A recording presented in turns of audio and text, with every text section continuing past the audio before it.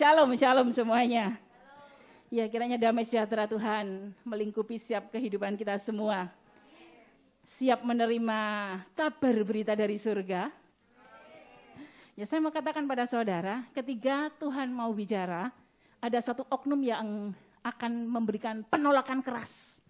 Siapakah dia? Ya, iblis akan berjuang keras.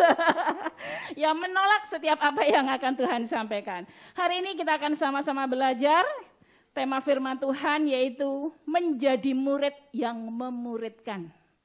Ya, siap menjadi murid? Kita akan sama-sama belajar dalam Matius 4 ayat 18 sampai 19. Kita baca sama-sama ya. 3, 4. Dan ketika Yesus sedang berjalan menyusur Danau Galilea, ia melihat dua orang bersaudara, yaitu Simon yang disebut Petrus dan Andreas saudaranya. Mereka sedang menebarkan jala di danau sebab menjala ikan. 19. Yesus berkata kepada mereka, "Mari, ikutlah aku, dan kamu akan kujadikan penjala manusia." Beri kemuliaan buat Tuhan kita. Ya, kita tahu yang dihampiri Tuhan yaitu penjala ikan. Ya, penjala ikan. Kenapa Tuhan kok enggak memilih konglomerat gitu ya? Kenapa Tuhan kok enggak milih orang-orang tinggi, orang-orang berpangkat? Ya, yang dipilih penjala ikan. Nah, hari ini saudara, suatu penghargaan, penghormatan yang luar biasa ketika saudara memilih saya dan saudara dipilih Tuhan untuk dijadikan murid untuk menjala, bukan menjala ikan. Ada yang dijadikan menjala ikan ya. Kita dipilih Tuhan ya untuk menjadi murid, untuk menjadi penjala manusia. Beri kemuliaan buat Tuhan kita. Emangnya siapa sih kita? Saya bukan penjala ikan, Mbak Dian. Ya, kita ini manusia berdosa, saudara. Sesuatu yang dipilih itu pasti yang istimewa. Ya, saudara beli buah ke pasar, milih yang busuk apa yang bagus? Yang pilih yang bagus-bagus, sayur tuh milih-milih sampai dimarahi sama penjualnya ya. Kenapa? Kita ingin memilih yang baik. Begitu juga Tuhan. Kalau memilih saudara dan saya, berarti ada hal yang istimewa. Amin. Beri kemuliaan sekali lagi buat Tuhan kita. Nah, saya kasih Tuhan, karena penghargaan yang luar biasa yang dari Tuhan, kita harus menghargai. Kita harus menghormati. Ya, jangan nggak apa-apa begini aja. Nah, gini saudara, saya mau katakan pada saudara, ada satu peribahasa yang mengatakan guru kencing berdiri, murid kencing berlari. Artinya apa? Yo kencing. Aduh, ini sore-sore bikin lawak aja ya. Guru kencing berdiri, murid kencing berlari. Artinya, ya murid itu selalu meniru, mencontoh apa yang dilakukan oleh gurunya. Nah, pertanyaan saya, siapakah guru kita? Siapakah guru kita? Berarti hidup kita harus meneladani Tuhan Yesus. Beri kemuliaan sekali lagi buat Tuhan kita yang luar biasa. Nah, saudara, waktu kita sekolah, kita milih satu sekolahan yang bagus. Ya, milih satu universitas yang bagus. Dan tentunya melalui persaingan yang luar biasa.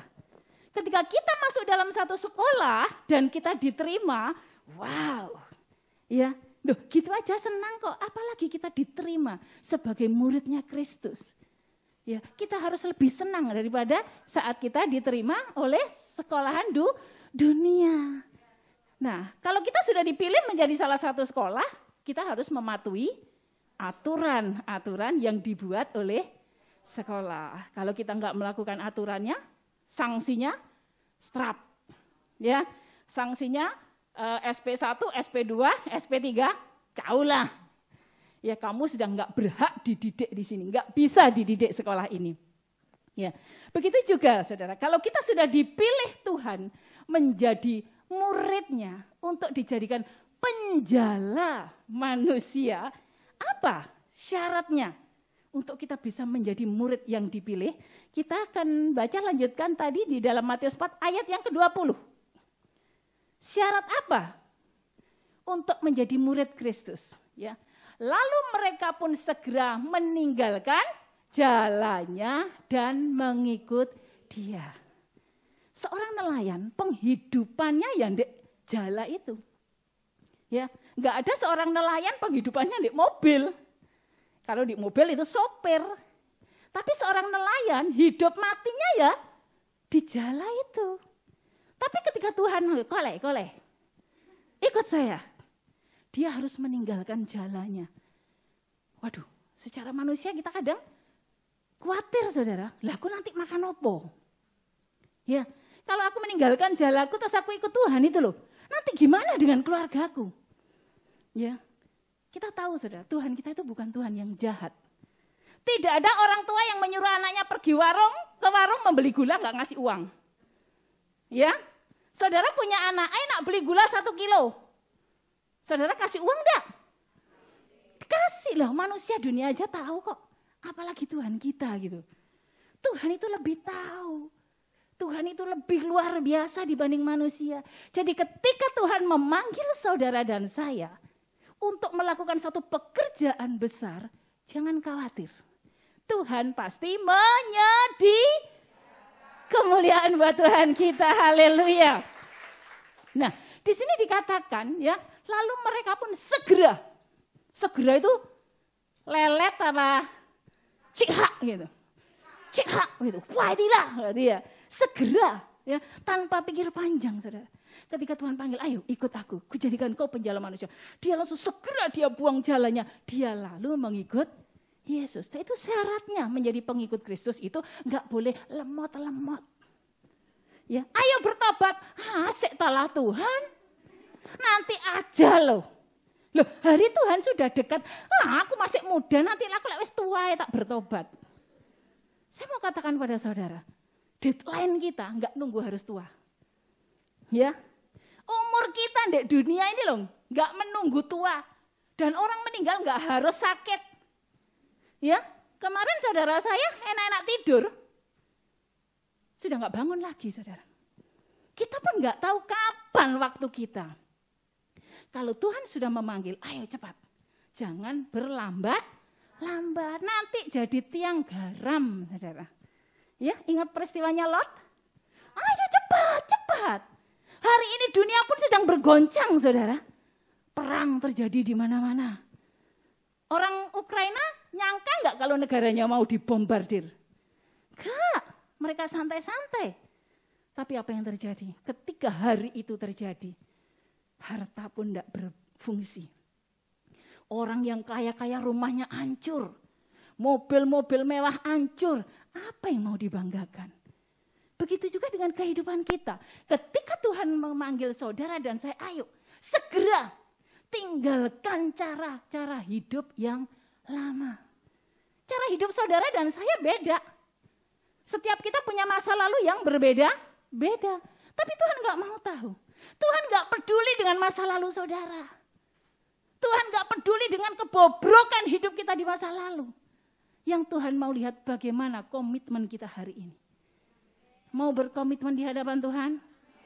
Oh haleluya, luar biasa sekali. Nah saudara, segera.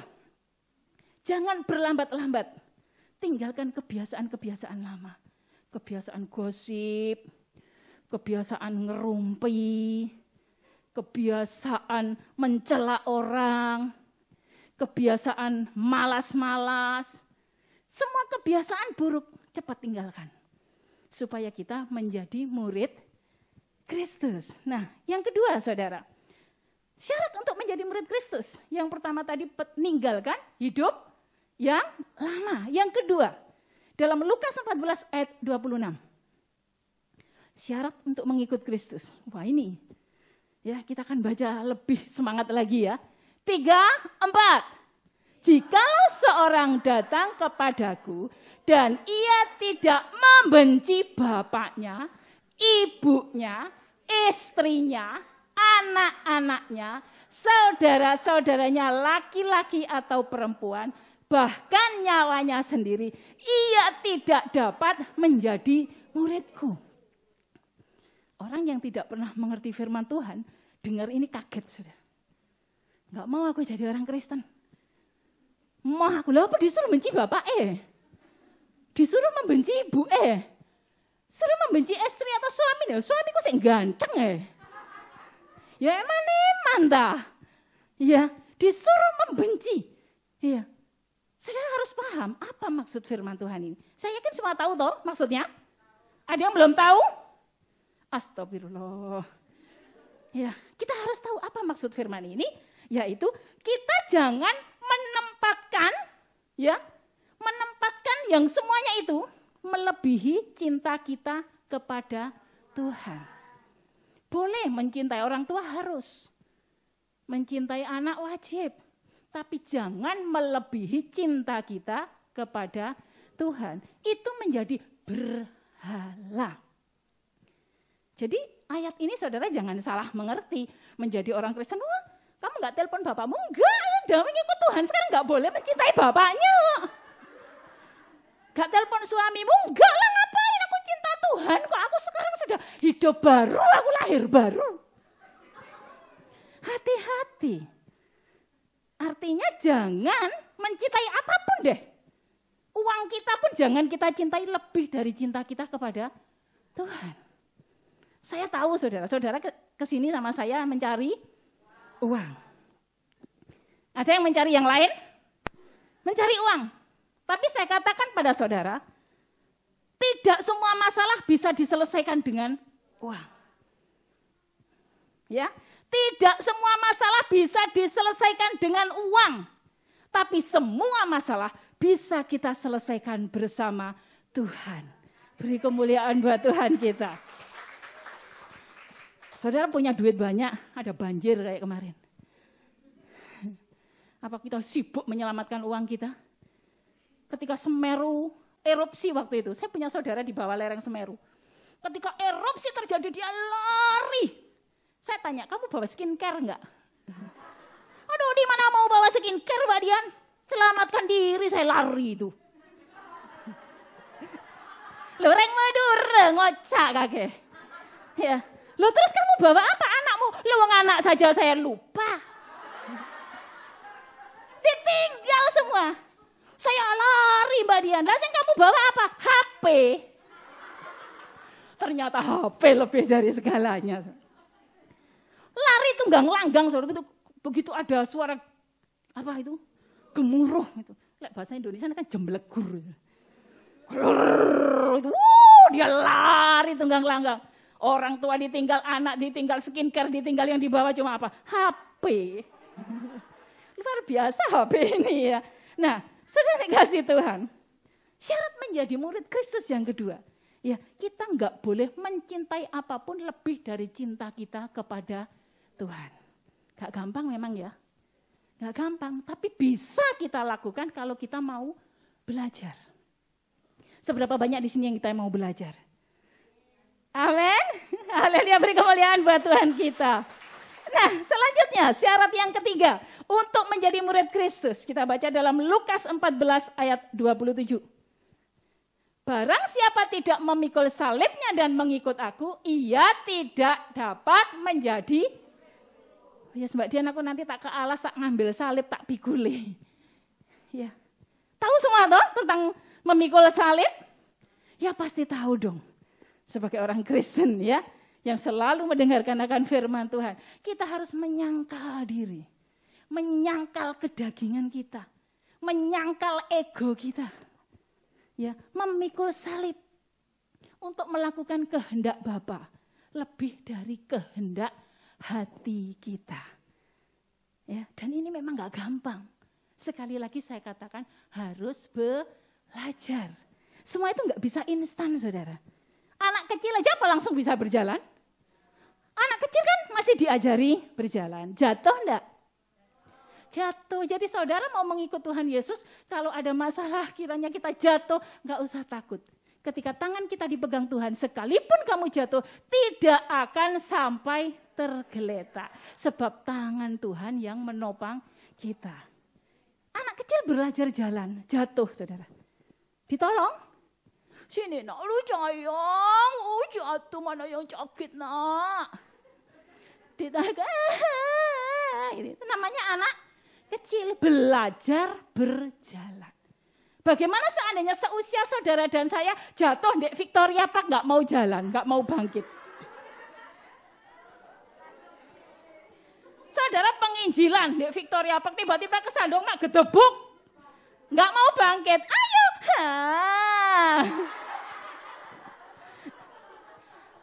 Bapak Ibu Gembala tahu nangis ngelus dodo, aduh anakku rek.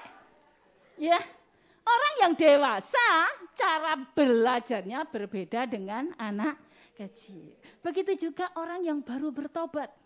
Baru mengenal Tuhan, cara mikirnya pun juga berbeda dengan saudara dan saya yang sudah lama mengikut Tuhan. Jadi ayo koreksi diri, saya ini seperti anak-anak, apa sudah dewasa? Kalau anak-anak jatuh sedikit pore, ada masalah sedikit dengan gembala kul, pindah gereja, itu anak-anak. Tapi kalau kita sudah dewasa, pasti kita tahu bahwa ini adalah latihan, belajar. Menjadi murid Kristus harus menyangkal diri, menyangkal ego kita. Jangan memberhalakan hati kita. Orang yang memberhalakan hati gampang tersinggung. Sensi. Lagi dapat ya Mbak. Ya, kenapa? Berhala. Hatinya itu terlalu berharga. Nggak mau disentil sedikit pun. Disenggol sedikit tasnya kelungguan titik. Wah, kamu nggak tahu ya? Ini tas mahal ini. Saudara saya kasih tahu ya. Orang kalau suka marah, orang yang sensitif, hati-hati. Ya, hati-hati itu orang yang belum menyangkal diri. Ya, saya pernah saudara, saya tuh punya teman, itu topinya mahal. Lakennya mahal, saudara. Ditaruh di kursi, aku nggak tahu tak lunggui, saudara. Aduh, marahnya luar biasa. Ya, kenapa? Tasnya terlalu berharga. Ya. Ada juga orang yang tasnya mahal, lek hujan bukan kepalanya yang ditutupi. Ya, hujan deras tasnya ya disembunyikan, dia rela kepalanya kehujanan. Oh, betapa mahal tas dalam hidup kita. Kelihatan itu bahwa dia lebih menghargai harta daripada iya, saudara yang kasih Tuhan menyangkal diri, ya. Kadang Tuhan izinkan ketika kita mulai belajar menyangkal diri, Tuhan akan pertemukan kita dengan masalah-masalah yang akan membuat kita gagal menyangkal diri. Ya, misalnya nih, kita dalam posisi yang benar, diperlakukan salah. Ya, karena nggak terima, bela diri enggak? Bela diri, marah, di-upload di Facebook. Ya, kenapa nggak terima? Tapi ketika kita mau menjadi murid Kristus, ya wes enggak apa-apa. Tuhan pembelaku. Amin. Siap berkata Tuhan pembelaku? Beri kemuliaan buat Tuhan kita. Sekali lagi saya mau katakan belajar. Enggak harus spontan saudara sempurna, enggak spontan saudara mampu. Tapi harus belajar dari hal-hal kecil. Dari hari ke hari saudara akan diperhadapkan satu masalah supaya kita bisa menyelesaikan dengan caranya Tuhan. Bukan dengan daging kita sendiri, saudara. Percaya dengan kuasa Tuhan yang bekerja dalam hidup kita? Yang percaya, yuk kita mulai menjadi murid Kristus. Selanjutnya saudara, yang keempat kita akan membuka di dalam Yohanes 8 ayat 31 sampai 32. Maka katanya kepada orang-orang yang Yahudi yang percaya kepadanya, jikalau kamu tetap dalam firman-Ku, kamu benar-benar adalah murid-Ku. Jadi syarat yang keempat menjadi murid Kristus harus hidup di dalam firman-Nya. Ya, Kita harus mengerjakan segala sesuatu dalam hidup kita ini sesuai dengan firman Tuhan. Sekali lagi perlu belajar.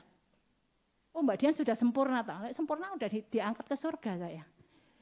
Ya, di dunia ini tempat kita belajar.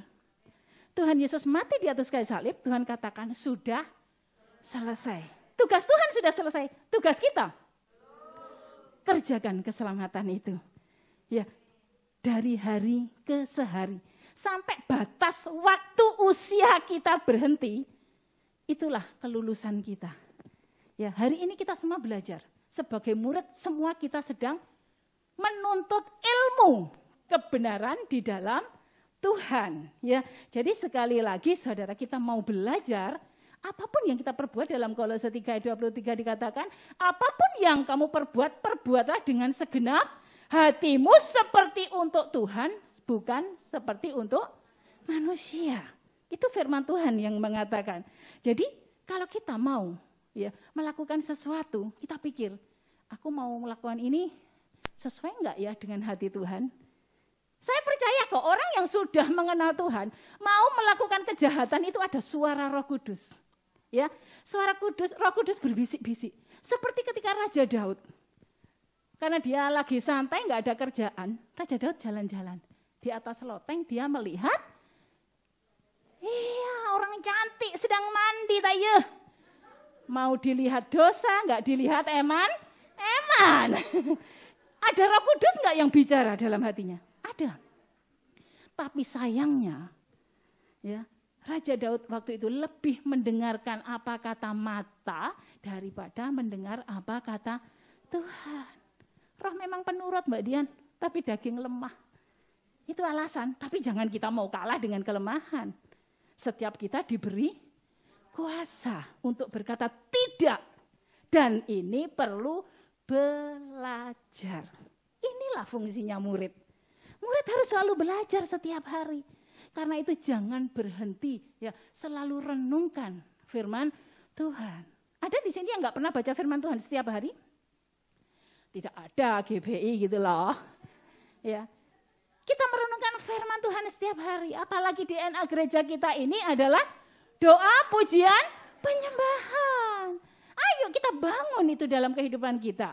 Ya, kita terus isi hidup kita sehingga tidak ada sedikit pun celah untuk iblis merusak status kita sebagai murid Kristus. Ya, pagi bangun tidur, nggak usah ngomel yang lain-lain, naikkan pujian. Aku percaya sambil kerja ngelap-lap, berkat-Mu atasku melimpah, lakukan. Saudara akan menemukan satu kekuatan yang luar biasa. Ketika menghadapi hal-hal yang gak ngenak di mata, tetap katakan haleluya. Ini saya resep dari Kak Feli. Ketika saya dizolimi sama majikan saya yang dulu ya. Itu nenek saya umur 90 tahun. Saya umur 40 berapa waktu itu. Saya kan masih kuat saya, tapi saya dibentak sampai mau pingsan, saudara. Kenapa? Saya tidak menggunakan kuasa yang Tuhan berikan pada saya. Saya konsultasi sama Kak Feli, sama Papi. Papi bilang, belikan polopau. Sudah Pi, tak beli no polopau, polopainya dimakan, habis itu marah lagi. Belikan apa kesenangannya? Pisang Pi, belikan pisang, tak belikan pisang. Pisangnya habis ya, ngamuk lagi. What I do? Kak Feli bilang, ada kuasa dalam haleluya. Jadi saya dimarahi haleluya. Haleluya, walaupun hati saya ini dongkol 29. Tidak apa-apa, namanya murid harus belajar. Hatinya ngamuk, mulutnya haleluya. Lama-lama apa? Bisa kok merubah, karena memang ada kuasa dalam pujian. Ya saya haleluya 12 kali, dia masih ngamuk, tambah lagi 24 kali. Haleluya, tambah lagi. Dia enggak mau berubah, enggak apa-apa. Hati kita yang berubah. Jangan menuntut orang lain berubah, saudara. Rubah diri kita sendiri. Ya, itu cara yang Tuhan berikan. Saya enggak bisa merubah nenek saya. Sampai sekarang loh dia enggak berubah. Saya tinggal sudah 2 tahun, dia sudah ganti 3 cc. Wow, pernah ditaruh di panti jompo, ngamuk-ngamuk ke susternya, diambil lagi. Memang dia nggak bisa berubah. Jadi kita yang harus berubah. Ya, mau berubah saudara? Jangan menuntut orang lain berubah, tuntut diri kita untuk berubah. Supaya kita bisa menjadi muridnya Kristus. Dan selanjutnya saudara, ayat 32 dikatakan, dan kamu akan mengetahui kebenaran dan kebenaran itu akan memerdekakan kamu. Jika kita hidup di dalam Kristus, kita akan dimerdekakan oleh firman Tuhan itu. Nah, saya kasih Tuhan, memerdekakan diri kita dari kedagingan. Saudara pernah doa pelepasan? Saya pernah, saya punya banyak jimat saudara. Saya dulu itu punya banyak jimat, mantra-mantra itu punya banyak ya. Ketika pelepasan dilepaskan, diambil, dibakar. Ya saya berkomitmen meninggalkan, oke selesai. Tapi ya kalau kita mau melepaskan kedagingan kita ini, itu lebih sulit daripada membuang mantra saudara. Ya, kita dikuasai oleh kedagingan yang luar biasa.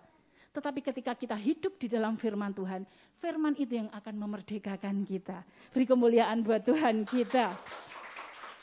Nah, saudara kasih Tuhan, pelepasan kedagingan, contohnya ya sakit hati, kepahitan, masa lalu yang amburadul, itu terus mengintimidasi kita. Membuat kita tidak bisa menjadi murid Kristus.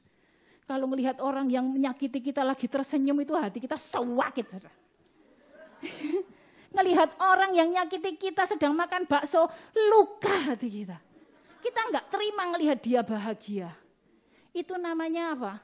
Luka hati. Dan itu bisa kita merdekakan ketika kita menjadi murid Kristus dan hidup di dalam firman Tuhan. Kita mau belajar kepada kupu-kupu, saudara.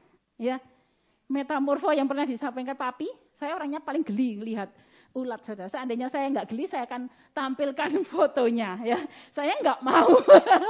Tapi saya kasih tahu pada saudara, ulat yang jahat, ulat yang rakus, ulat yang menggelikan, bikin aku kesel. Tiba-tiba aku, oh Mbak Dion, lo Mbak Dion esek gaul lo saudara.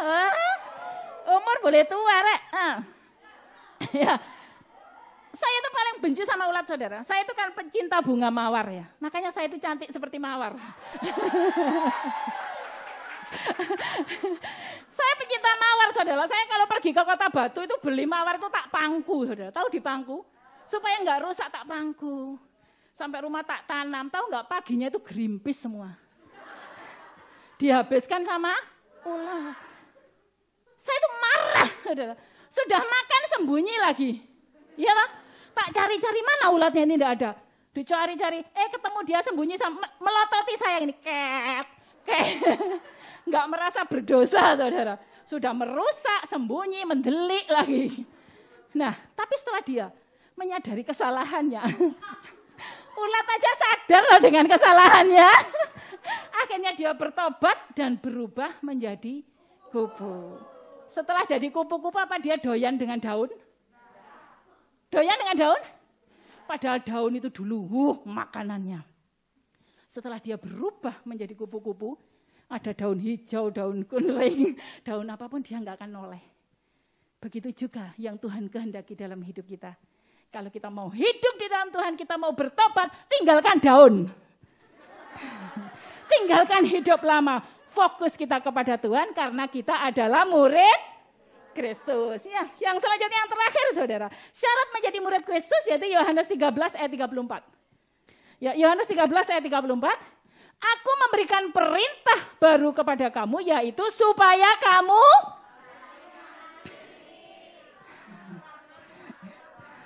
sama seperti aku telah mengasihi kamu. Demikian pula kamu harus saling 34. Selanjutnya 35. Dengan demikian semua orang akan tahu bahwa kamu adalah muridku, yaitu jika kamu saling. Kemuliaan sekali lagi buat Tuhan. Keluarga ilahi ya harus saling mengasihi. Jangan saudara katakan sebagai murid Kristus kalau saudara sih gontok-gontokan. Antara kulku dan kulmu gontok-gontokan. Dia ngerebut kulku loh. Itu jiwa-jiwa itu punyaku direbut oleh dia. Jangan merasa memiliki. Semua milik Tuhan. Ya.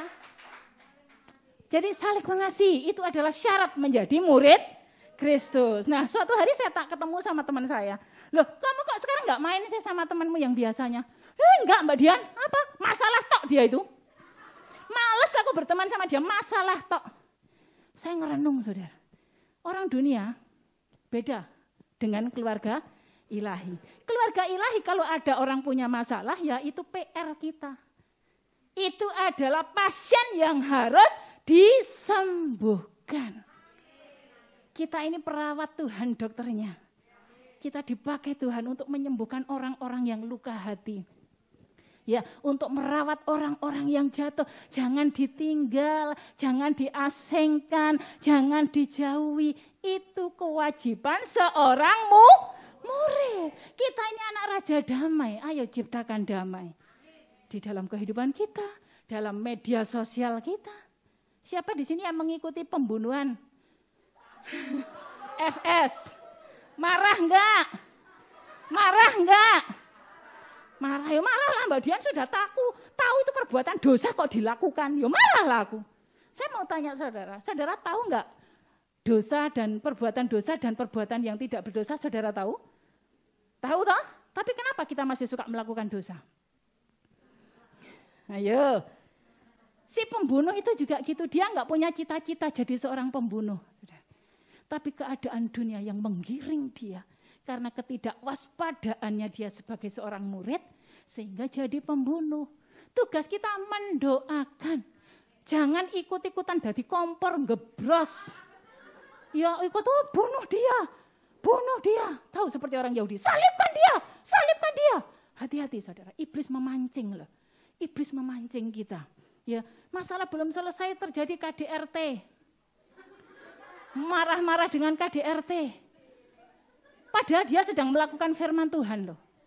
Apa yang dipersatukan Tuhan tidak boleh dipisahkan manusia. Lah dia bersatu dengan bojonya kok saudara ngamuk. Apakah itu ada pelajaran dari Yesus untuk kita? Apakah ada pelajaran untuk menghakimi? Lakukan bagian kita sebagai murid. Kita teladani Kristus yang mengasihi. Ketika ada seorang yang ketahuan berbuat zina, Tuhan Yesus nggak ngadili kok, nggak menghakimi kok. Ya, bagaimana dengan kita sebagai murid? Ayo berteladan Kristus, terbarkan kasih kita dimanapun kita berada. Nah selanjutnya saudara, ya apa yang harus kita kerjakan ketika kita sudah dijadikannya sebagai seorang murid? Saudara kalau sekolah sudah dapat pelajaran, ya. Apa kita sudah lulus masih di sekolahan aja nggak mau keluar? Saudara wisuda dinyatakan lulus S1, mau aku di kampus ae. Aneh loh. Kalau sudah lulus ya keluar loh. Ya. Nggak mau keluar, mau diem di kampus sampai tuwek. Ya keluar loh. Ada istilah KKN. Kuliah, kerja, nyata. Jadi ilmu yang kita terima dari sekolah itu kita terapkan dalam kehidupan masyarakat. Yang lulusan sarjana pendidikan ya jadi yo guru. Yang lulusan sarjana hukum ya jadi yo pengacara. Lalu kita bukan pengacara jangan jadi hakim jadi-jadian. Kita bukan keluaran ya sarjana hukum. Kenapa jadi kejadian? Hakim jadi-jadian. Kita dipanggil sebagai imamat rajani. Beri kemuliaan buat Tuhan. Nah, setelah kita dapat ilmu dari Tuhan Yesus, setelah kita sekolah, kita masih sekolah loh ya, belum lulus loh ya. Masih tahap sekolah, saudara. Lulusnya nanti ketika nadi kita berhenti, itu lulus kita dengan nilai apa saya enggak tahu. Ya tergantung bagaimana hari ini kita menjalani hidup. Nah, apa yang harus kita kerjakan dibaca. Matius 28 ayat 19 sampai 20. Setelah kita lulus, setelah kita mendapatkan pelajaran KKN, kuliah kerja nyata, ya. Karena itu pergilah. Jadikanlah semua bangsa muridku dan baptislah mereka dalam nama Bapa dan Anak dan Roh Kudus. Jadi ilmu yang kita terima dari Tuhan Yesus guru kita. Guru digugu dan ditiru. Kita gugu, kita tiru. Apa ilmu yang sudah kita terima dari Tuhan Yesus, kita terapkan dalam kehidupan sehari-hari. Tuhan katakan, pergilah. Pergi kemana Mbak Dian? Kita mau pergi kemana? Untuk menjadikan semua bangsa muridku. Dimanapun kita berada, kita memberitakan firman. Ke pasar memberitakan firman. Bawa kitab ke pasar. Ketemu bakul sayur, Tuhan Yesus berfirman, dilempar kentang, saudara. Ya. Memberitakan firman tidak harus seperti itu, tapi sikap hidup kita itu loh, saudara, itu firman yang hidup. Beri kemuliaan buat Tuhan kita. Yang saya mau katakan, teladan hidup kita ini lebih kuat daripada khotbah. Ya, saudara setiap hari bawa Alkitab pakai kalung salep di pasar ini. Apa loh? Apakah ini teladan? Ya dimarahi bakul sayur ya udah diem ya maaf teladan Kristus. Apa yang sudah kita pelajari dari firman Tuhan terapkan dalam hidup kita sehari-hari. Itu yang dimaksud Tuhan, pergilah jadikan semua bangsa muridku. Dengan demikian kita tuh menyampaikan firman, saudara, lewat sikap hidup kita. Jangan hanya kita menyampaikan hidup seperti Tuhan Yesus waktu di gereja saja. Waktu di gereja jadi pengkhotbah kayak malaikat. Setelah keluar dari gereja nggak tahu. Bukan itu yang Tuhan mau. Dimanapun kita berada, beritakan firman. Lewat tutur kata kita, lewat sikap hidup kita, lewat ketikan kita di media sosial. Hati-hati ya. Ketikan kita di media sosial, kita harus seturut dengan Tuhan. Seperti Kristus ajaran bagi kita. Jangan menghujat orang. Jangan menyerang orang. Jangan menjatuhkan nama orang. Ingat apa yang kamu perbuat. Tahun Pei Gimel. Hati-hati. Apa yang kamu tabur, itu akan kamu tuai. Sebagai murid kita harus berhati-hati. Nah, untuk melakukan semua ini memang gak gampang, saudara. Baptislah mereka dalam nama Bapa, Anak, dan Roh Kudus. Sikap hidup kita akan membuat orang mau mengenal Yesus. Tadi pujian mengatakan sampai setiap lutut bertelut, semua lidah mengaku. Kita buat semua orang mengaku bahwa Yesus Kristus adalah Tuhan. Seberapa banyak semangat yang menjadi murid Kristus? Beritakan Injil keselamatan lewat setiap kehidupan kita. Lewat tutur kata kita, lewat perbuatan kita. Ya, ketika Yesus kita tinggikan lewat perbuatan kita, maka akan menarik banyak orang. Ya, jangan jadi batu sandungan. Tetapi kita mau memuliakan Tuhan lewat kehidupan kita. Tak usah takut, saudara. Di dalam Matius 10 ayat 1 dikatakan, kita murid, ya kita dikasih kuasa. Ya, Yesus memanggil 12 muridnya dan memberi kuasa kepada mereka untuk mengusir roh. Ya, jahat, ya roh jahat dan untuk melenyapkan segala penyakit dan segala kelemahan. Kalau Tuhan memanggil saudara dan saya untuk menjadi murid, enggak usah takut. Tuhan memberikan kuasa kepada saudara untuk melewati hari. Saya tutup dengan satu kesaksian. Saya pernah mengalami satu keadaan di saat harus memilih. Seperti buah si malakama. Saya hamil 6 bulan, jangan bilang siapa-siapa ya. Ibadah 4 tok yang tak kasih tahu. Ketika saya hamil 6 bulan, suami saya bilang gini, kalau kamu mau terus hidup bersama aku, tinggalkan Yesus. Loh, aku hamil loh, saudara. Iki suami yang I love you loh ke saya. Ngejar-ngejar saya sampai gak karu-karuan loh. Sampai saya terima cintanya. Begitu saya jadi istrinya, saya hamil 6 bulan, disuruh milih. Karena dia memang dulunya orang di luar kita. Tapi dia karena mencintai saya, dia mau menerima Yesus, tiba-tiba ngapusi, saudara. Setelah saya hamil 6 bulan, dia katakan, kalau kamu ikut Yesus, aku akan tinggalkan kamu. Diancam saya, loh aku hamil ya mas. Dia tinggal pilih, kalau kamu mau ikut aku, tinggalkan Yesus. Kalau kamu mau ikut Yesus, maaf, aku gak bisa melanjutkan rumah tangga. Waduh, kayak disambar beledek aku, saudara. Saya bingung untuk memilih, gimana nih Tuhan. Tapi di dalam Matius 10 ayat 1, kata Tuhan memanggil kita, Tuhan akan memberi kuasa. Ya, kalau saya bisa berdiri sampai hari ini, bukan karena saya kuat, tetapi kuasa Tuhan yang menyertai saya. Untung saya nggak salah pilih, saudara. Saya memilih Yesus. Saya hamil 6 bulan ditinggal. Sampai sekarang anak saya umur 22 tahun, saya masih tegar berdiri. Karena siapa? Karena Tuhan, bukan karena saya kuat. Ya, karena Tuhan memberikan kuasa untuk mengalahkan, ya, memberikan kita kuasa untuk mengalahkan roh-roh jahat dalam kehidupan kita yang menghadang di depan kita, ya, untuk mengusir roh jahat, melenyapkan penyakit, baik penyakit jiwa kita maupun penyakit jasmani kita. Dan Tuhan memberikan kuasa untuk kita mengalahkan kelemahan-kelemahan. Jadi jangan salah pilih. Aku dihapusi, saudara. Dia bilang cinta, ketika saya terima aku meteng ditinggal, saudara. Tapi saya tidak salah pilih. Ketika Tuhan di pihakku, siapa yang menjadi lawanku? Ya, saya bisa sih mempertahankan rumah tangga, aku pilih dia. Saya kehilangan Tuhan. Saya mikir, hidup manusia itu cuma 70 tahun. Aku memilih dia.